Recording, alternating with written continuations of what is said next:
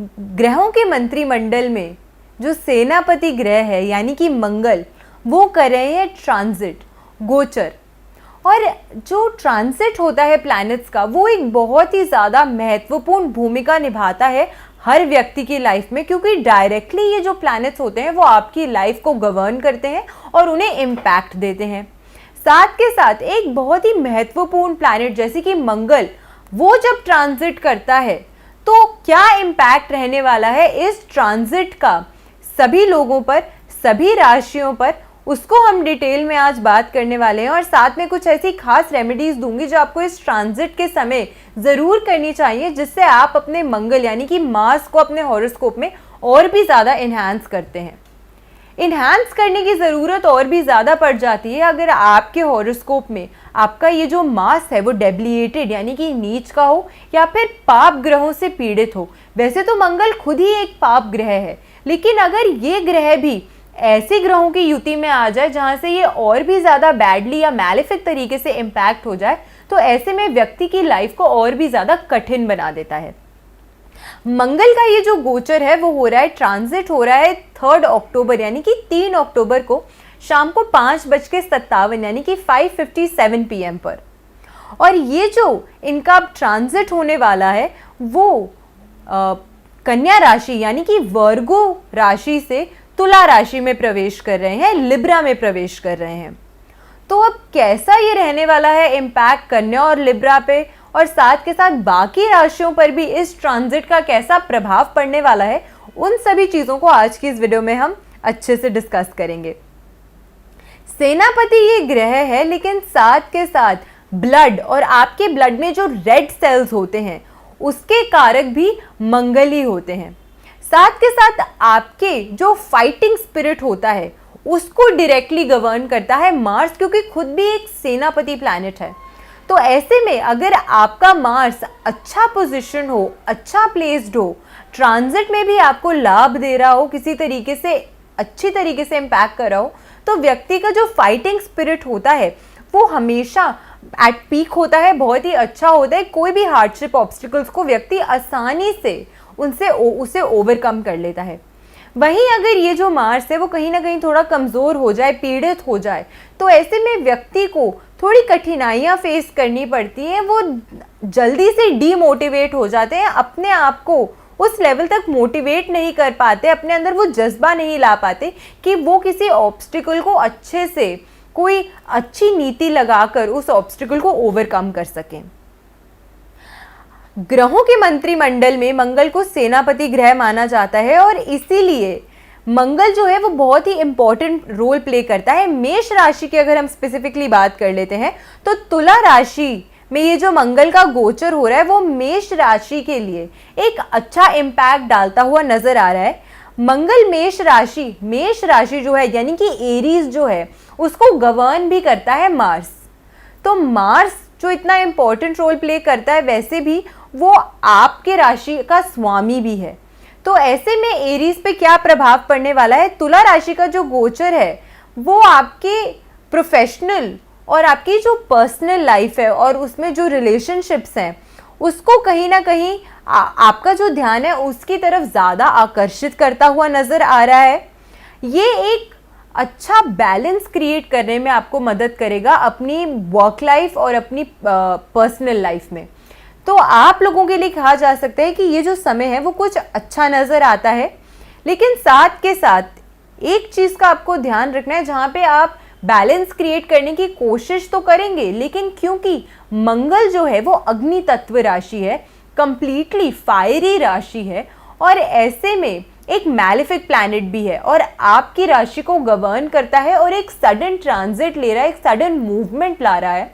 तो कहीं ना कहीं भले ही आप कोशिश करेंगे कि एक अच्छा बैलेंस आप क्रिएट कर सके, क्योंकि तुला राशि बैलेंस की ही राशि है, लेकिन फिर भी कुछ संघर्ष, कुछ ऑब्स्टिकल्स आपको इसमें फेस करने पड़ सकते हैं, कुछ गलतफहमियां भी उत्पन्न हो सकती हैं। तो आपको प्रयास यही करना है कि इन ऑब्स्टिकल्स को और इन जो भी ये गलतफहमियां आ रही हैं उनको दूर करने के लिए आपको एक अच्छी कोशिश करनी है कि गलतफहमियां ज़्यादा देर तक सस्टेन ना करें या एक बड़ा लड़ाई का रूप ना ले लें। नेक्स्ट हम बात करते हैं वृषभ यानी कि टॉरस की। टॉरस के लिए ये जो गोचर है वो कैसा रहने वाला है। पर्सनल एंड प्रोफेशनल दोनों ही संबंधों में आप अच्छा विकास, अच्छा ग्रो करेंगे और आपको अच्छे अवसर मिलेंगे लीड करने के। अगर आप किसी कंपनी में हैं तो आपको कोई अच्छी अपॉर्चुनिटी मिल सकती है जहाँ पे आपको टीम को लीड करना हो। अगर आप स्टूडेंट्स हैं तो कोई ऐसा प्रोजेक्ट आपको मिल सकता है जिसमें आपको आगे बढ़कर लोगों का नेतृत्व करना है, उनको लीड करना है, उनको गाइड करना है। वृषभ राशि वालों के लिए ज़रूरी है कि वो अपने ज़िद्दी, जो उनकी एक थोड़ी सी एक बैड क्वालिटी होती है टॉरेंस की, कि वो बहुत स्टबर्न होते हैं। तो अपनी स्टबर्ननेस को थोड़ा सा आपको काम करने की कोशिश करनी है। आपको कोशिश करनी है कि किसी भी चीज़ पे आप बहुत ज़्यादा अड़ ना जाएं, क्योंकि मंगल का जो प्रभाव है वो कहीं ना कहीं थोड़ा मैलेफिक होता है, क्योंकि वो प्लैनेट की जो नेचर है वो खुद ब खुद ही एक मैलेफिक प्लैनेट है और अग्नि तत्व है। तो इसी वजह से जिद में आकर आप लोगों पे गुस्सा हो सकते हैं। किसी अपनी स्टबर्न नेचर की वजह से आप कहीं ना कहीं लोगों को अपने से दूर कर सकते हैं। तो इस चीज़ को करने से आपको सावधान रहना है और बचना है।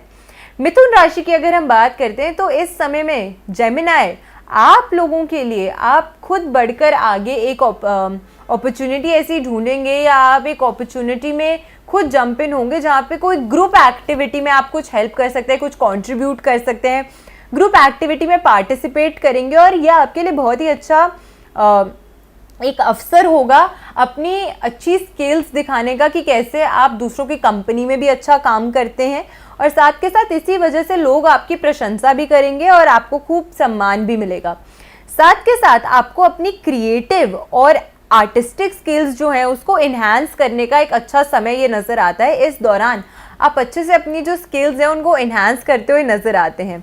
हालांकि मिथुन राशि जेमिनाई वाले जो लोग होते हैं उनके लिए इम्पॉर्टेंट है कि इस गोचर के दौरान वो अपनी आसानी से विचलित हो जाना, आसानी से आप लोग थोड़ा सा अपने आप को डाउट कर लेते हैं, क्वेश्चंस करते हैं सर्टेन चीज़ों को, आप आसानी से अपनी बात से कभी कभी पलट जाते हैं। तो उसको आपको थोड़ा सा कंट्रोल करने की, उस नेचर को आपको काम करने की और कंट्रोल करने की ज़रूरत है, उसका आपको खास ध्यान रखना है।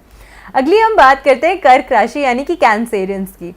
इस गोचर के दौरान, इस ट्रांजिट के दौरान आपकी पर्सनल और प्रोफेशनल दोनों ही रिश्तों पे आपको ध्यान देना चाहिए। हो सकता है कि आप एक अच्छा बैलेंस ना क्रिएट कर पाएँ, तो आपको प्रयास यही करना है कि आप एक अच्छा हेल्दी बैलेंस इन दोनों चीज़ों में मेंटेन कर सकें। कुछ चुनौतियां आपको फेस करनी पड़ सकती हैं, कुछ हार्डशिप, कुछ ऑब्स्टिकल्स आपको इस गोचर के दौरान फेस करने पड़ सकते हैं। बातचीत जब आप करते हैं, किसी से बातचीत करते समय आपको ध्यान देना है कि आप बहुत ही ज़्यादा अग्रेसिव ना हो जाएं या बहुत ही ज़्यादा ओवर सेंसिटिव या ओवर इमोशनल ना हो जाएं किसी चीज़ को लेकर। तो उस चीज़ का आपको खास करके ध्यान देना है और साथ के साथ आपको ये भी ध्यान देना है कि अपने इमोशंस को आपको अपने ऊपर हावी नहीं होने देना। अपने दिमाग से सोचकर आपको कुछ एक्शंस और कुछ जो आपके डिसीजंस है वो कम्प्लीटली आपको अपने माइंड से लेने चाहिए और अपने इमोशंस को थोड़ा इंटैक्ट रखने का प्रयास करना है इस दौरान। अगली बात हम कर लेते हैं लियो यानी कि सिंह राशि की। ये गोचर आपकी करियर वाइज अच्छी ग्रोथ को दर्शाता है। करियर अपॉर्चुनिटीज़ आपको अच्छी मिल सकती है और उन्नति भी हो सकती है आपकी करियर में। साथ के साथ खुद ही आपको एक ऐसी अपॉर्चुनिटी मिलेगी जिसमें आप आगे बढ़ के लोगों का नेतृत्व कर सकते हैं, उनको लीड कर सकते हैं, उनको गाइड कर सकते हैं। आपके लिए भी ये जो अपॉर्चुनिटीज़ हैं वो आपकी पर्सनालिटी को और ज़्यादा इन्हांस करेंगे और लोगों के नज़रों में आपकी जो ये एक पहल होगी लोगों को गाइड करने की, लीड करने की, वो कहीं ना कहीं आपके लिए बेनिफिशियल साबित होगी।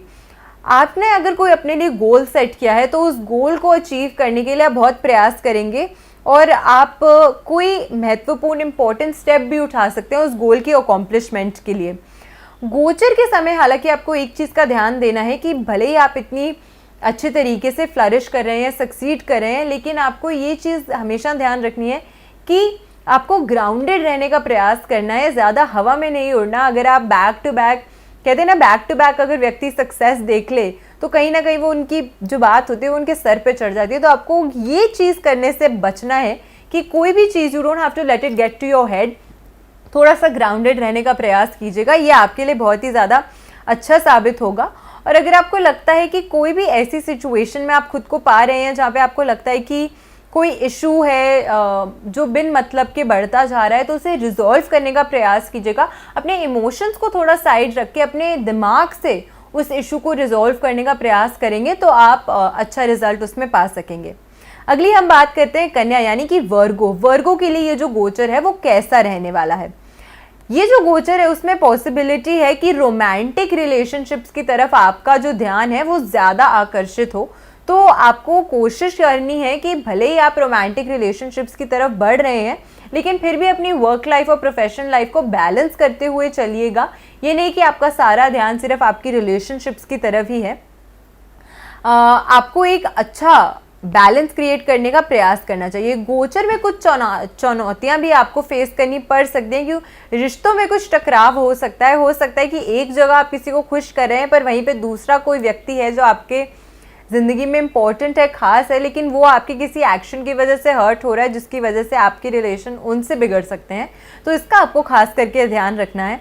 साथ के साथ आपको ये कोशिश करनी है कि इस पीरियड में अपने विचारों को आप खुलकर व्यक्त कीजिए। अपनी जो भावना है उसको अपने अंदर मत दबा के रखिएगा, क्योंकि हो सकता है कि जब तक आप आउटवर्डली कोई चीज़ बोले ना अपने पार्टनर को, वो ना समझ पाए कि आपकी फीलिंग क्या है।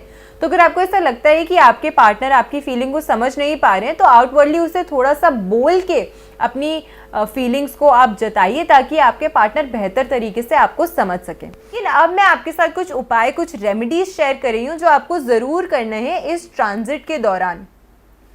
सबसे पहले मंगलवार के दिन और शनिवार दोनों ही दिन हनुमान चालीसा का अगर आप जाप करते हैं तो ये बहुत ही ज़्यादा अच्छा माना जाता है। इससे जो मार्स है आपका वो इन्हांस होता है, आपके मार्स को बल मिलता है।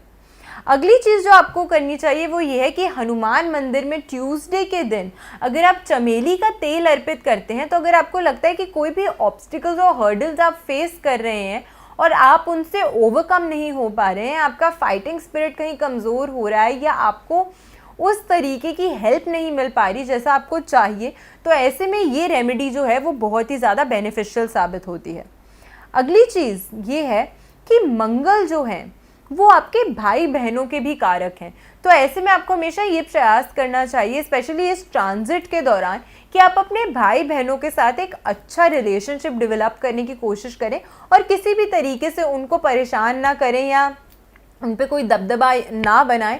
और अगर किसी वजह से आपके भाई बहनों के साथ आपके रिलेशनशिप्स बुरे हैं, तो इसमें भी आप हनुमान जी से प्रे कर सकते हैं कि आपके और आपके भाई बहनों के जो संबंध हैं वो और बेहतर हों, उससे आपका मार्स भी इम्प्रूव होगा। अगली चीज़ का जो आपको ध्यान देना है वो ये है कि अगर आप अपनी वर्क प्लेस पे युवाओं के साथ काम करते हैं, यूथ जनरेशन के साथ काम करते हैं, तो ऐसे में आपको हमेशा ये प्रयास करना चाहिए कि आपके सामने कभी भी इनको ये जो आपके आसपास जो युवा हैं उनको कोई भी अननेसेसरी वजह से तंग ना करें। और साथ के साथ आपको हमेशा ये प्रयास करना चाहिए कि आप किसी न किसी तरीके से इन युवाओं की मदद कर सकें उनके करियर में सक्सीड करने की।